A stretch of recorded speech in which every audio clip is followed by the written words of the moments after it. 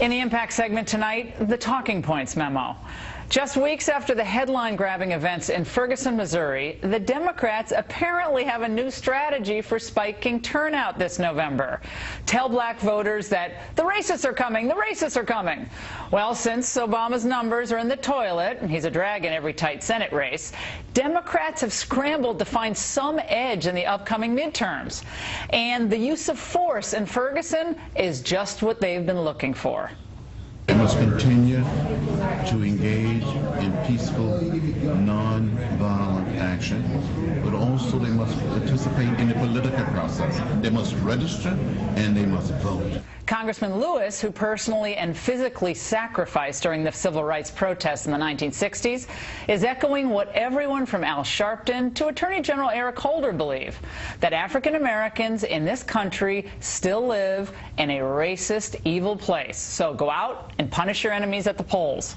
Now, recall that record numbers of black voters turned out for Obama in 2008 and 2012.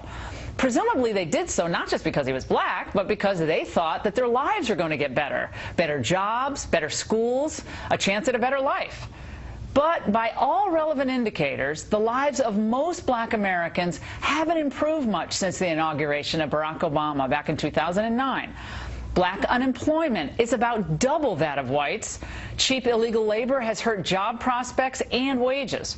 Even race relations are worse after 5 years of President Obama.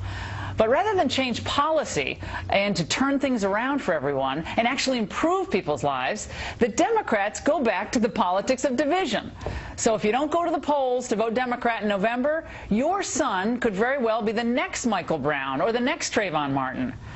How cynical, how counterproductive, and how revealing. Remember Obama's theme of "Yes, we can"? To many, it sounded so optimistic and so upbeat. But now his hope has turned into nope. Nope, we can't make it because of racism, the Tea Party, and/or the police. Democrats may spike turnout with this rank race-baiting strategy, but this will not create a single job in the inner city or keep a single African-American male out of prison. But if Obama can save a Senate seat or two in the process, then that's all that matters, right? And that's the memo. Now for reaction with us, our old friend Richard Fowler, a radio talk show host. Richard, where am I wrong here about the Jonathan Martin piece in New York Times on Sunday that the Democrats have decided to fashion a new strategy to try to really spike turnout among African American voters by going to the Ferguson issue and really lighting a fire because of the questions of whether police brutality or police use of force in that case was unjustified? Well, I think we can all agree that the police use of force is unjustified in Ferguson. There's no question about that. We can all agree with that? I don't think that's been decided at all. But we're not going to do a Ferguson. We're not going to do a Ferguson question here. But that's an open question. There hasn't been a charge against the police officer. It may be the case, but we don't know yet. But Laura, I think the truth of the matter is that this is nothing new. I think Democrats have always depended upon the Latino voters as well as African American voters, and they're turning out their bases. The same thing you see from the Republican Party when they roll out James Dobson, and they roll all the people that rally their base and get them to turn out. And we all know this is a base election, so you turn your base out. Political Science 101. Well, I don't have any problem with turning your base out. You're right, that's politics. But my question is about race specifically. Look, when you talk to people about the police and how the police treat any individual case in Ferguson or down in Florida, that doesn't go to the whole question, right, of how people are doing in America, whether it's Latinos or single women or black voters. And when you look at the metrics, Richard, set aside the police question. You could debate that all day long. But just the metrics. Black unemployment is double that of white unemployment today. Youth unemployment, I think the figure is 34.9% youth unemployment for African Americans. Home ownership is down since 2009 among African Americans. These are indicators of whether we're going in the right direction or the wrong direction. I guess we could just blame the Tea Party or the police for that, right? But we have a president who's been in for 5 years, and we're supposed to say, well, you got to go out and vote because this is a racist country. I don't think it's to blame them. I think you have more and more educational inequality, you have more and more income disparities, and you have all of these things. That's the reason why people should go out to vote. That is why voting is so fundamental, because you have the ability to shape the policies. And unfortunately, the Republican Party hasn't proposed any new ideals that are going to get African Americans to turn out to vote for them. So you would say the last last 5 years, the referendum, just those indicators that I listed, that this has been a successful 5 years for African Americans? There's no question that we could have seen more congressional action. There's no question about that. So Obama has nothing to do with it. I think there's places where we can work together, and sadly, there's been no camaraderie in Washington. For example, mandatory minimums. We could work together on that. The Tea Party agrees. Is that going to create jobs, mandatory minimums? I mean, I'm not even against you on that issue at all. I mean, I think that's an interesting question, but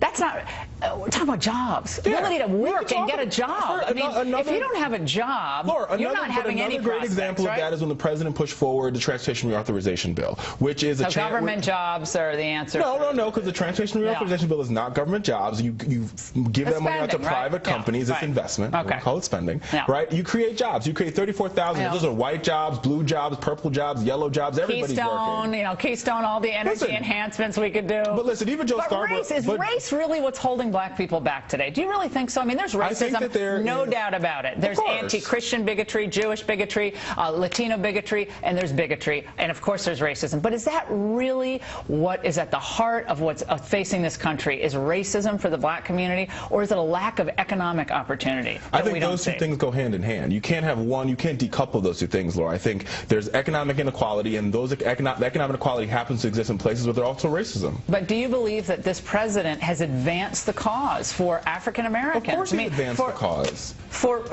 When you look at those indicators, if those were the indicators under a Republican president, you would say, I would imagine that this is a failed presidency. When you look at this president's record, we go back to race because we don't want to talk about the record. When you look at this president's record and you look at what this president stood for in this country, of course he's advanced the progress on race and advanced the problems of race. Race relations are worse than ever. Well, ask yourself why. That's the main question here. Okay, so that's the Tea Party. All right.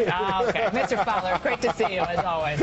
Always the best dressed, by the way. I've already complimented him on that. And plenty more ahead as the factor moves along this evening. Joe Biden, he tells union workers to take America back during a fiery Labor Day speech. So is he warming up for a 2016 presidential run? We hope you stay tuned for that report.